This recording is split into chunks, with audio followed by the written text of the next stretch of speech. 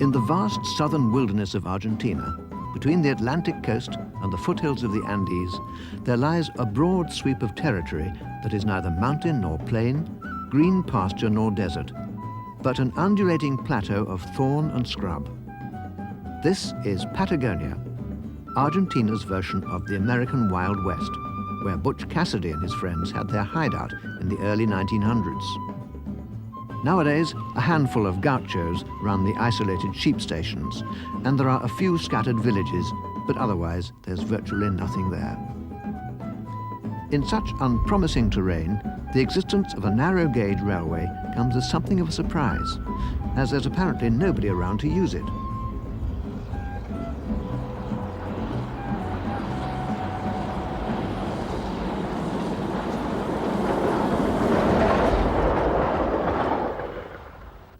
The government originally planned it in 1908 as a broad-gauge line to open up the Patagonian interior, but they found it was too costly and opted instead for the narrow gauge of 75 centimetres, or just under 2'6". By 1922, the rails and rolling stock for this grand project had been delivered, but it was a slow process finding the money to finance the construction, and the line actually took 24 years to build, finally opening in 1946.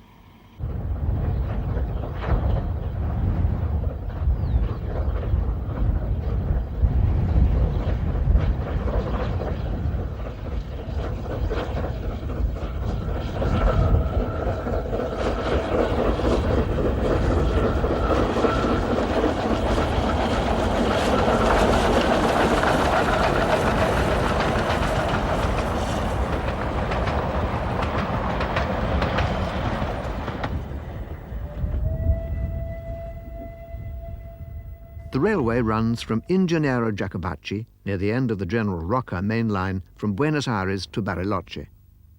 It runs for 402 kilometers through northern Patagonia, ending up in Esquel, close to the border with Chile. By all normal reasoning, the railway should have closed many years ago. But as the Patagonian interior is still classed as a development area, closure requires a decision at government level, and this has been delayed for political reasons. Meanwhile, the railway has become so run down that for most of the year they only operate one mixed train a week.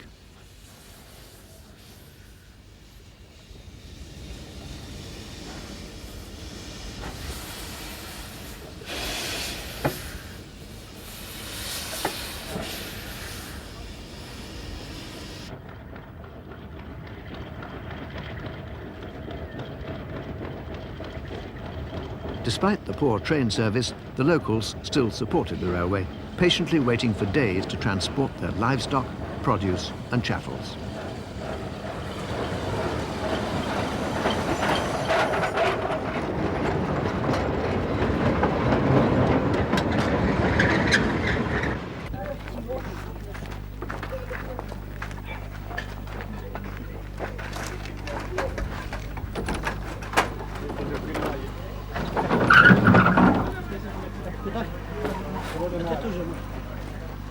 Espera que te alcance ya.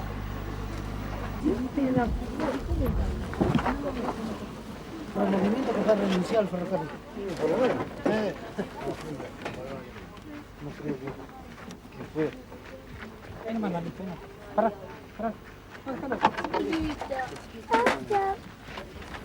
agarrarte la super tabla.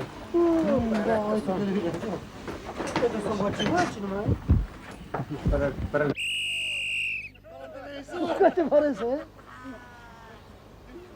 Espera, espera. Así señora.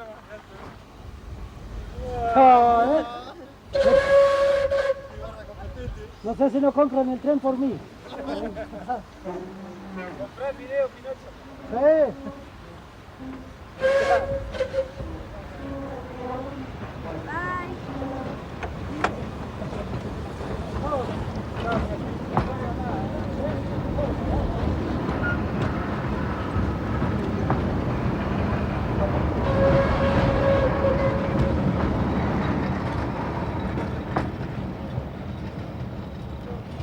Miss this train, and you'll have to wait a week for the next one.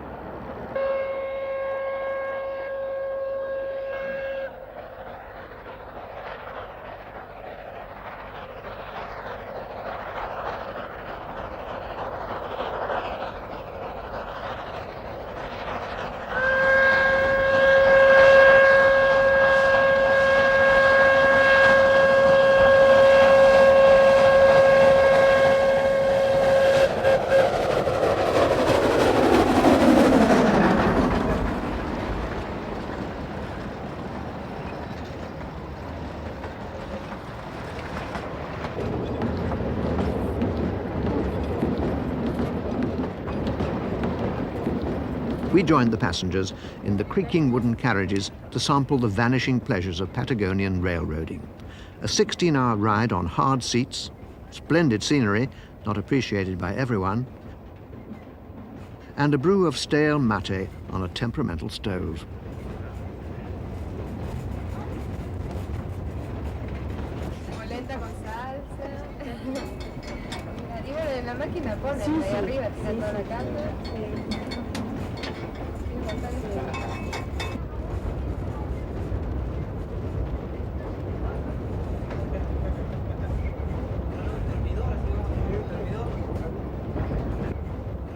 In the middle of nowhere, with not a station in sight, the train suddenly stopped to let off an elderly gentleman carrying a suitcase.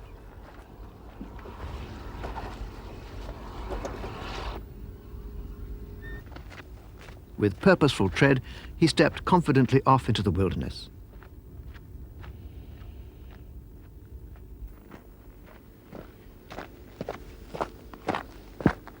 We followed him and discovered he was a Mr. Stevenson, a retired civil engineer from New Jersey, USA, and he had a plane to catch.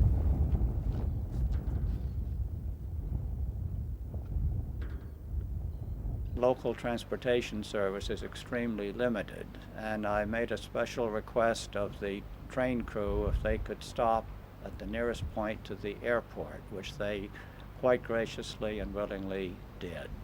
I hesitate to think what would happen if someone asked an American railway guard to stop his train to let one passenger off at an airport.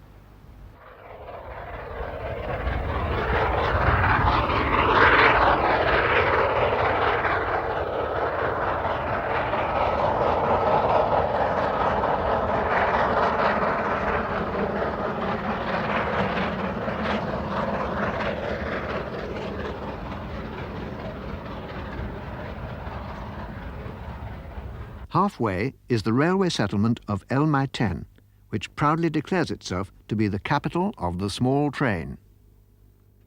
At Maiten, the facilities include a fully equipped locomotive repair works.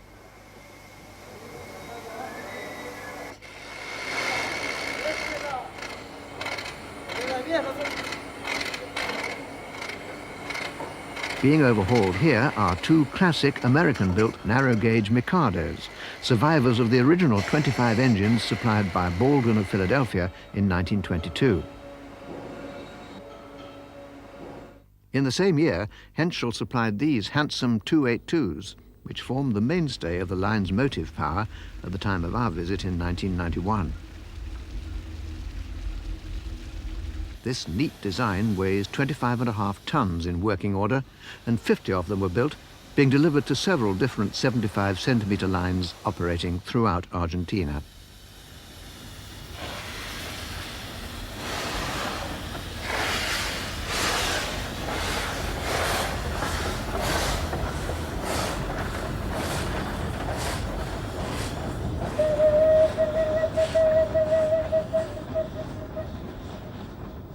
As the other narrow-gauge lines closed in recent decades, the surviving stock was concentrated at Maiten, forming an extensive reserve of equipment, so the Maiten workshops need never lack for a spare part.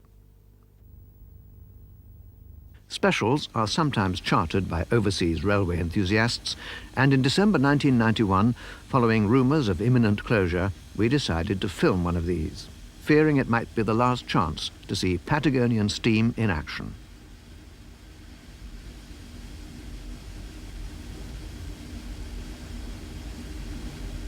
The charter locomotive was number 114, the most recently overhauled of the Henschels, here seen being prepared at Maiten for a light engine trip to Esquel to pick up the charter the next day.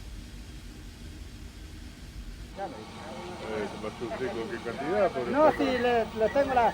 De los dos lados va abierto, va entrando aire, porque le dejé más o menos. The crew took the chance to move some stores to Esquel. One of them even took his dog, though the poor creature can hardly have enjoyed 6 hours cooped up in the toolbox.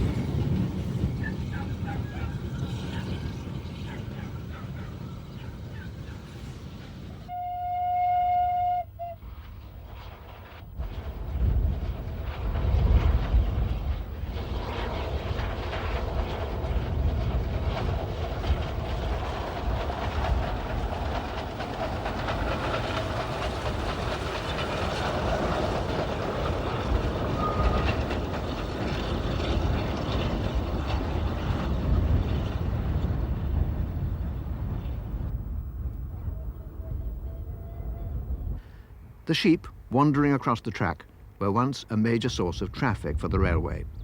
They used to be shipped off by the trainload, and scores of special wagons were provided. These now stand idle at the wayside stations, while all the livestock now goes by road.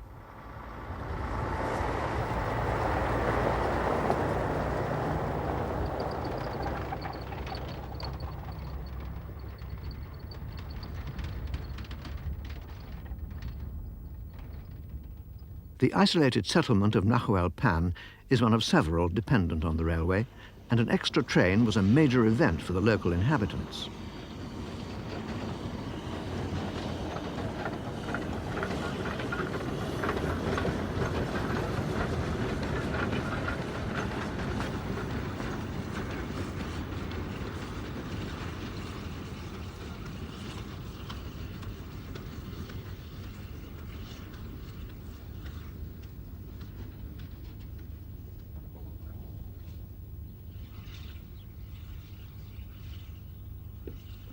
The line terminates near the Chilean border at the market town of Esquel.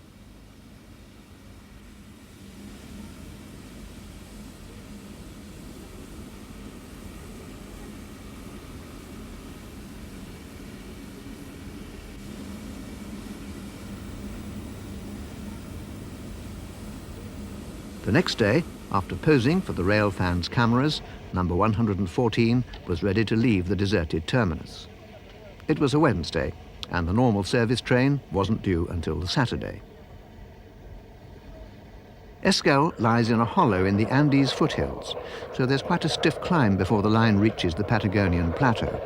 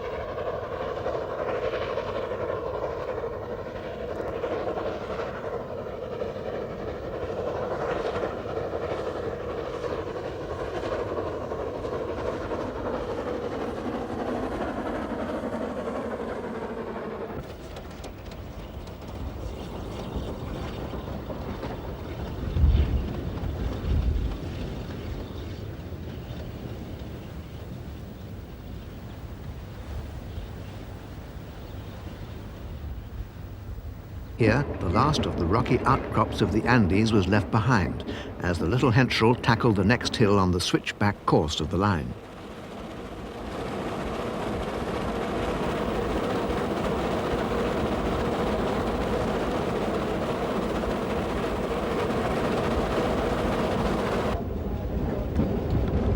The charter was operated as part of a South American railway tour organized by the English company Dorridge Travel.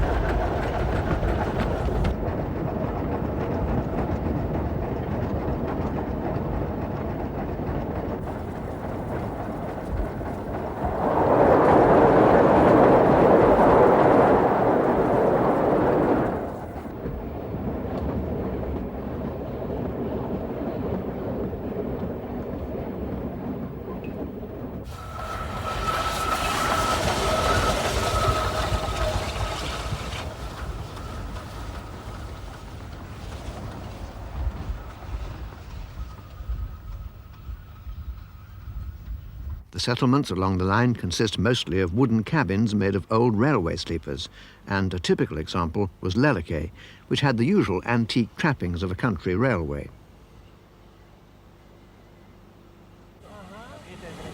Pues yo no he estado en ninguna Again, villagers gathered round at the arrival of an extra train, curious to discover just how far their unexpected visitors had come. The stop was also useful for gathering some firewood for the self-help carriage heating system, as the chill of these far southern climes got through to the passengers. Always wondered.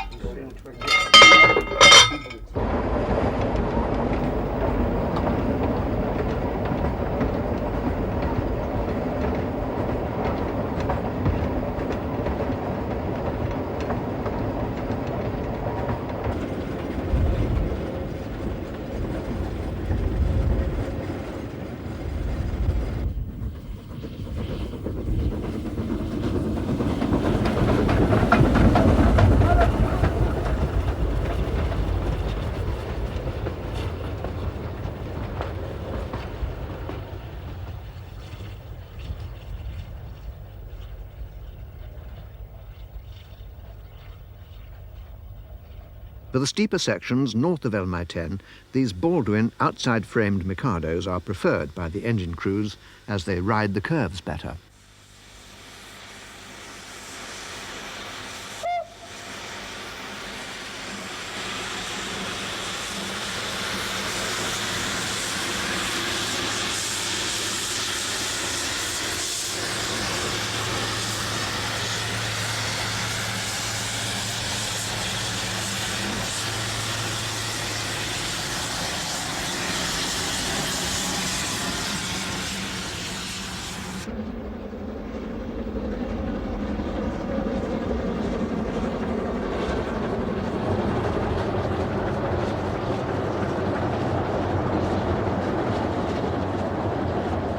Crossing the Chubut River just outside El Maiten, the Baldwin set off on a quick sprint across the valley floor before settling down to the hard slog of the gradients ahead.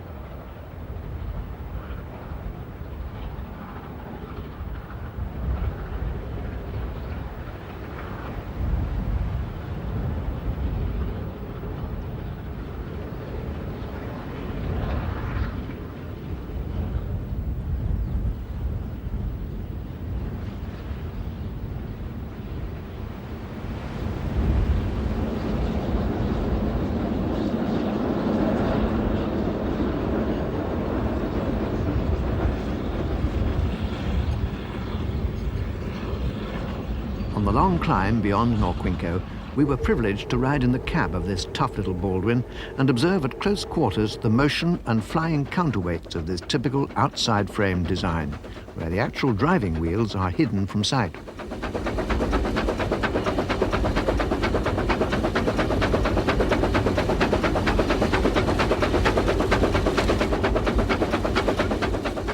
When an oil-burning engine is worked hard, the fireman constantly has to throw sand into the firebox.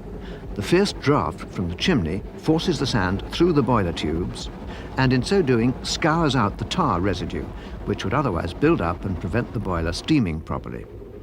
The surrounding countryside is thus carpeted with black grime. But as there's only one train a week, the pollution levels are hardly serious.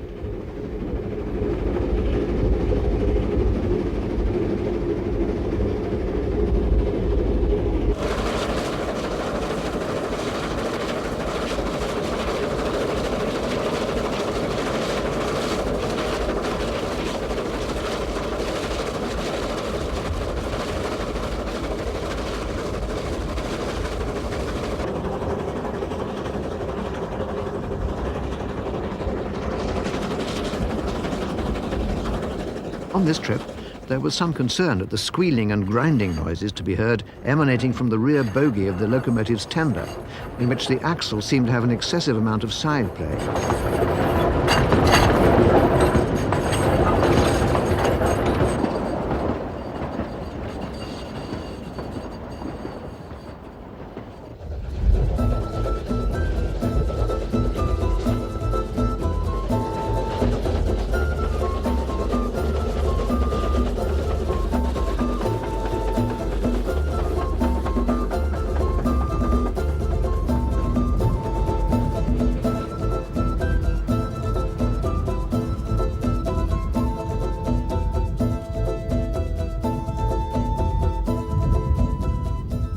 At kilometre 158, the train suddenly came to a halt. The reason came as no surprise. The tender bogie had become derailed, digging itself into the track bed and almost throwing the tender onto its side. The train was stranded some distance from the nearest road, so the only way to get help was to activate the Esquel Railway's long-distance telecommunications system. Control Maiten. This seemed to cause the staff considerable problems, as none of the stations would answer. Hola Maiten. Hola Fita. Maiten. Whether nobody was listening or the equipment was out of order was not clear. But they took no chances and laboriously checked out every component of the field telephone just in case. Se escucha un chillido, no, pero no.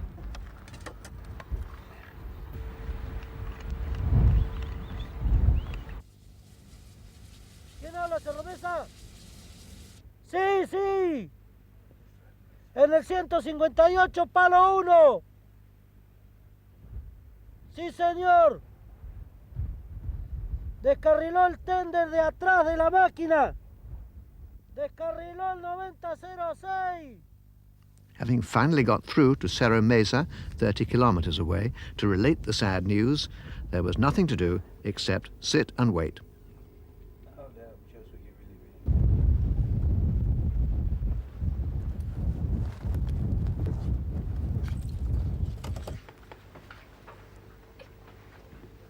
At this point, we discovered a group of Indian stowaways in the guard's van, cheerfully brewing up some mate tea to while away the long wait. Que lo empine, señor, ahí.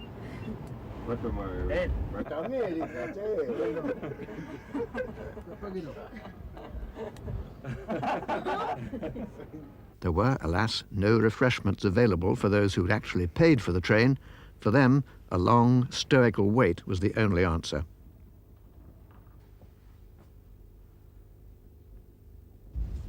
At last, the 7th Cavalry arrived in the form of a tiny gasoline trolley carrying 3 men and some jacks. Why the trains didn't carry their own jacks was not clear. Presumably, a wait of 4 hours was not seen as a problem in Patagonia. So, the long-awaited jacks, levers and wooden blocks were eventually brought to bear on the problem.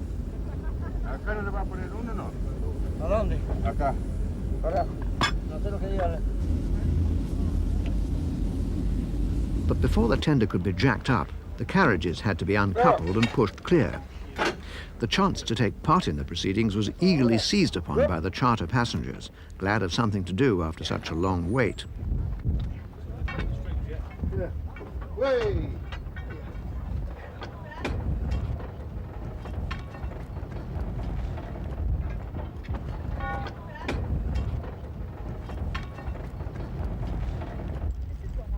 One by one, the coaches were pushed up the gradient and recoupled at a safe distance.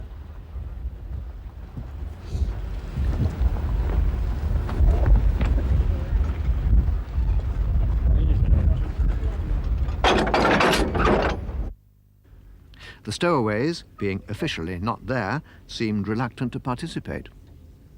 At last, the business of re-railing could begin.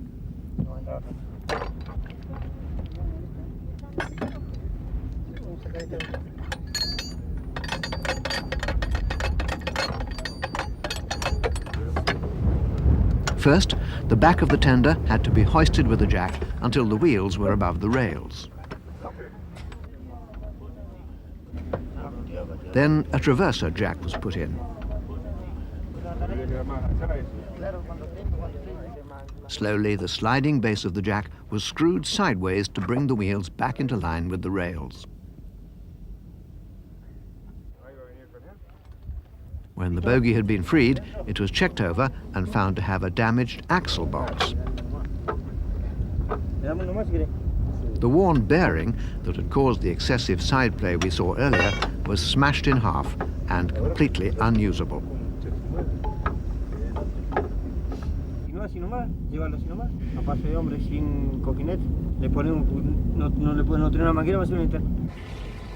By now, the line manager had arrived on the scene and he declared the train cancelled. Luckily for the charter passengers, their resourceful leader had managed to use the field telephone to get their tour bus sent to the nearest road, 2 kilometers away. So, a romantic ride on the old Patagonian Express ended in a long hike in the middle of nowhere. The next day, a Friday, seemed certain to see the cancellation or delay of the weekly southbound train. To find out what was going on, we went north to the broad gauge junction at Ingenero Jacobacci. A one-horse town with little to commend it except a bust of its founder, Ingenero Jacobacci does at least have a large station with quite handsome buildings, and for the Esquel trains, a small station of their own alongside. Broad and narrow gauges share a common rail through the main line platform. There was no sign of a train, and our worst fears seemed confirmed. Inquiries at the engine shed, however, revealed otherwise. The train had in fact left on schedule before sunrise. Hastily turning southwards again, we caught up with the train near Maiten, making good time and apparently unconcerned at the blockage on the line ahead.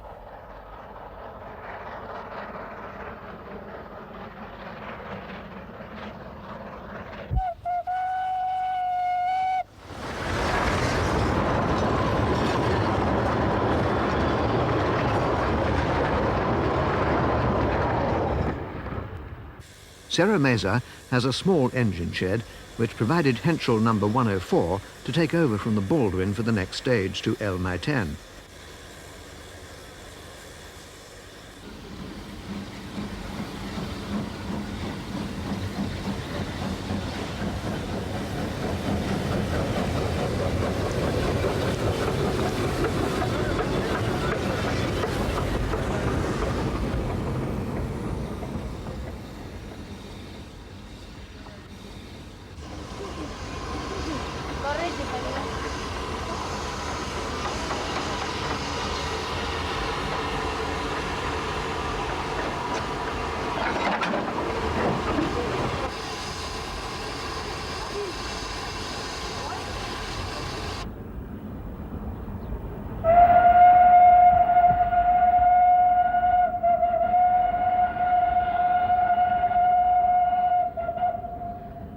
We moved up the line and had the pleasant surprise of finding the Baldwin had been put back on the train, making it a double header.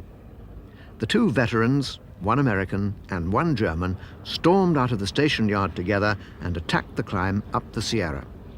In far-off Patagonia, the grand old days of steam were not over yet.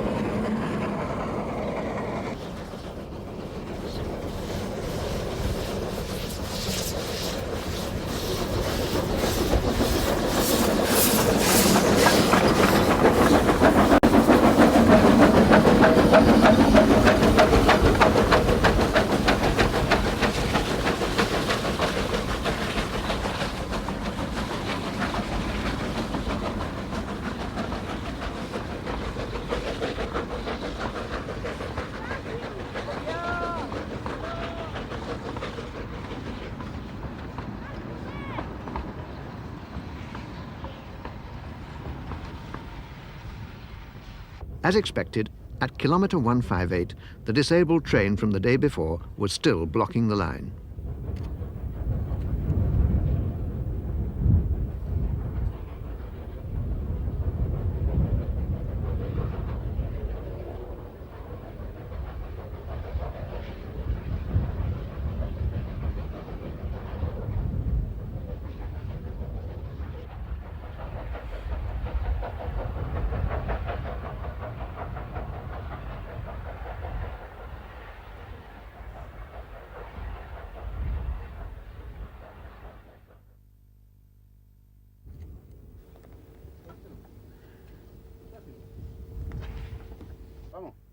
Otro cachito. Bueno, bueno, bueno. At this stage, the apparently haphazard methods of operation suddenly made sense. The disabled train, having by now been fitted with a replacement bogie, was going to be pushed up the line to the next siding, hence the second locomotive on the passenger train. The obliging train crews welcomed us aboard to observe the proceedings, as the active Baldwin was coupled up nose to nose with its stranded partner.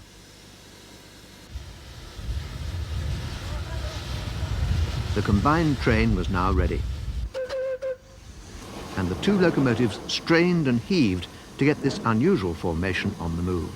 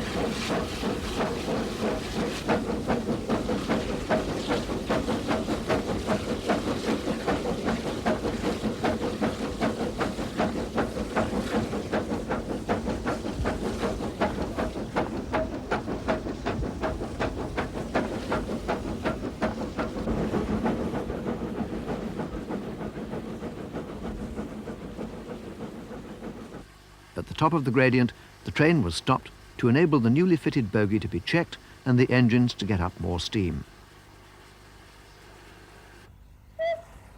The bizarre cavalcade then set off again, with half of the line's active locomotive stock on one train, a rare sight indeed.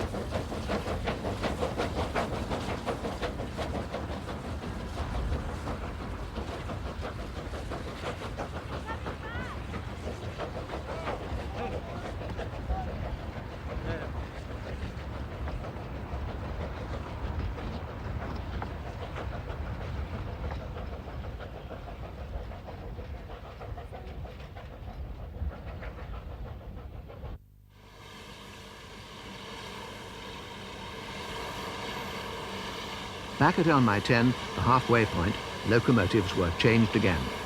This time it was the well-turned-out number 114 used on the charter 2 days before.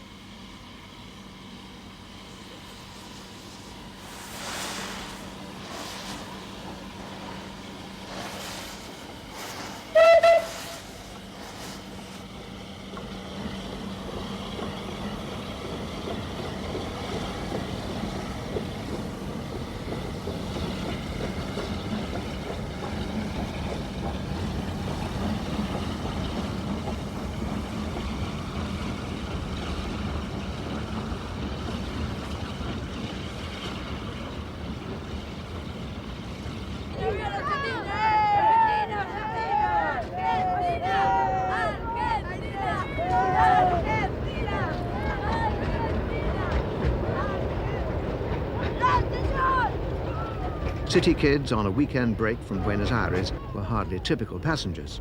But with the future of the line in the balance, they formed a timely reminder that development for tourism was the railway's best hope.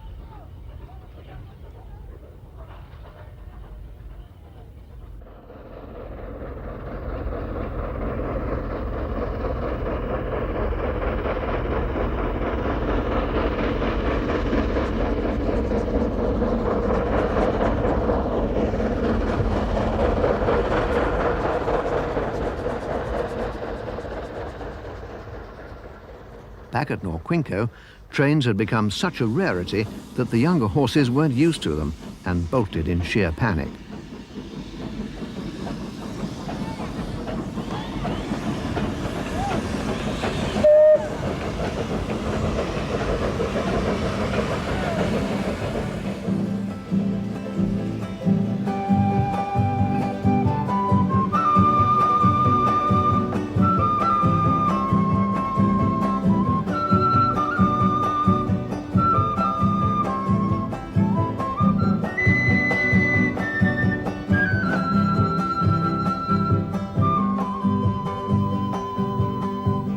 From a long redundant helper siding high in the Sierra overlooking Fitalancao, one could see the tiny train dwarfed by its lofty surroundings, pulling away from the station to start the long climb up the 5% grade to the summit.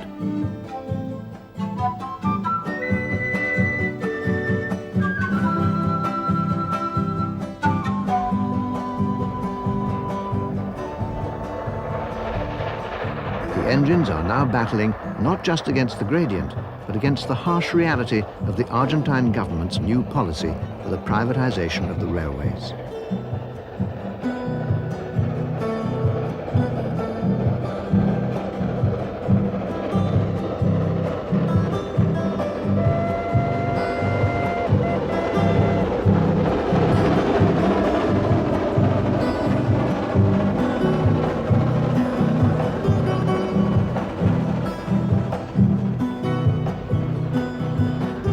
Even the most optimistic entrepreneur would be unlikely to take on a line burdened with such obsolete equipment, employing one man for every mile of its length and having little or no prospect of any growth in traffic.